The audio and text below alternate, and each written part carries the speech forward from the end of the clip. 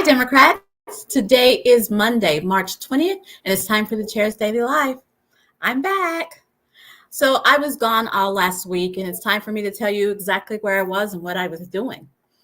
I was in Taipei, Taiwan, learning about their very young, resilient democracy in Taiwan. I learned so much and much too much to talk about today, but I learned so much, but it was a wonderful visit, but I'm so glad to be home. But stay tuned. I will be doing a summary of that visit, letting folks know what I learned, what I saw, what I gleaned, how I can apply that back here at home. It was just a lot. So stay tuned. I'll announce when that is ready. But back at home, so let's talk about what's going on at home. So last week we had precinct elections. That is the beginning process of the party's reorganization. So we elected precinct officers last week. Thank you for all of those of you who stepped up. It's not too late to step up to be a precinct officer to work through for the next 2 years. And maybe you'll like it as much as me and you'll just keep signing up, but for the next 2 years. But the folks who were elected last week will be the delegates to their county convention that will happen sometime between April 1st and April 15th, depending on your county. Go out to our website and find out when and where your county will be holding their county elections. And then we move on to district elections and then on to state convention, which will be June 3rd and 4th in Tulsa at the Tulsa Convention Center. We'll talk about that more as we go along as well. But thank you, everyone who stepped up to be a precinct officer last week. Other news. I'm gonna go national. You guys know I like to stay in the state of Oklahoma, but I'm gonna go national because there's a lot of crazy town national news that I can't ignore. And it's regarding the last president of the United States. That's how I'll say it without saying any names. So he posted on his social media site that he was going to be arrested tomorrow. The jurisdiction that he is accusing or who's saying that is supposed to arrest him tomorrow has put out a statement that they won't be bullied, that he doesn't get to decide, that there is an indictment pending, but they will decide when that's going to happen, and they will be the ones to announce it. So I'm glad that they stepped up because the former guy is out there calling for his folks to, jump into action and block it and stop it. And I'm hoping that it doesn't lead to violence. I'm hoping that his followers learned from all of the people who were arrested and who are doing time following their involvement in January 6th. I think it's dangerous and reckless for a former president of the United States to incite chaos. And that is what that man is trying to do. I am loath to talk about it, but it is a big thing. It is happening. So we are on the edge of our seats waiting for that to be announced. He has said, the former guy has said that he will his attorney said that he will surrender. If they, when they say they're ready to, he will surrender. Thank goodness. And Lord have mercy. If you do see violence or you hear people talking about it or you see it on any number of social media, please alert the police immediately so that it can be handled before it gets out of hand. That same former president was in my town. He was in Tulsa on Saturday at a wrestling match.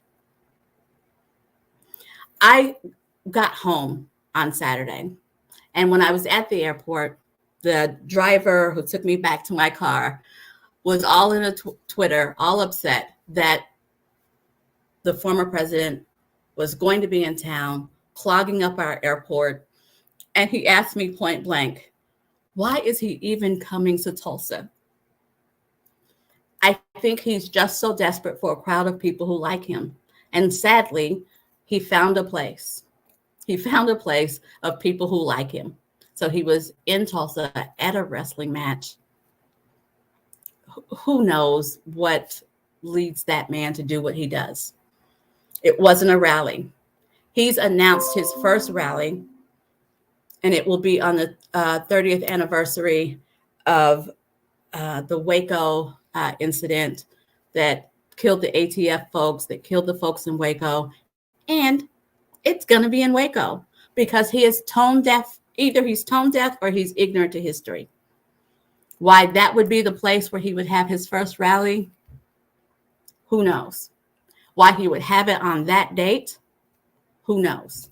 And so the combination of having it on that date in that town and it being his first rally of this presidential season is either that he doesn't know history and no one around him will tell him about history, or he doesn't care, or he knows, he cares, and he likes the irony of causing people anguish and re-traumatizing Americans. It's sad when my hope is ignorance. I hope that he doesn't know, because that's the least insensitive of all the choices of why he would have it on that date in that town. All righty, so that's enough of that. That's enough of that. I want to wrap this up with some good news.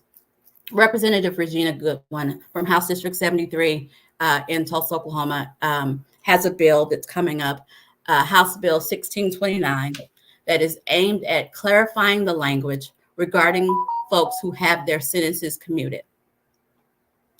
One of the first acts of our current governor, when he became governor the first time, was to commute over 400 sentences as they related to marijuana. Because of the medical marijuana bill passing, there was some language in there that said folks who were serving time based on nonviolent offenses, it was the only thing that they did for personal use marijuana, their sentences were to be commuted. I want to be very clear that those commutations were a result of direct democracy. Those commutations were a result of a ballot initiative, a petition initiative that made it on the ballot, and the people voted for it. Governor Stitt just happened to be the guy to execute them. So one of the first things that Governor Stitt did was he came in and commuted over 400 sentences of people who were serving time over nonviolent personal use marijuana. The problem was that there was no language written to allow those folks to be able to be re-enfranchised, to be able to vote again. Representative Goodwin, along with several of us, discussed it. True to her word, she followed through. She put a bill up. It is being heard to allow those folks an opportunity. They are no longer serving time, and they should be allowed to vote. And so she is fighting for that to happen. So I applaud that, because I believe that everybody should have access to the ballot box, and Representative Goodwin is making it happen. So I wanted to leave on that really good note that hopefully by the end of this session, there will be 400 folks who now get to exercise their right to vote as a result of direct democracy. I can't say that enough. As a result of someone having an idea, getting enough signatures on a petition, it ending up on a ballot, and the folks showing up to vote. That is a beautiful plan, and we should all vote every time our precinct is open, and not just for the things that excite us. We should vote for everything, because everything is tied to our lives, and something that you didn't vote on will come back and affect your life a little bit later. So we should all vote every time we have an opportunity. Thanks for joining me. I am so glad to be back, and I'll see you guys tomorrow at 4:15.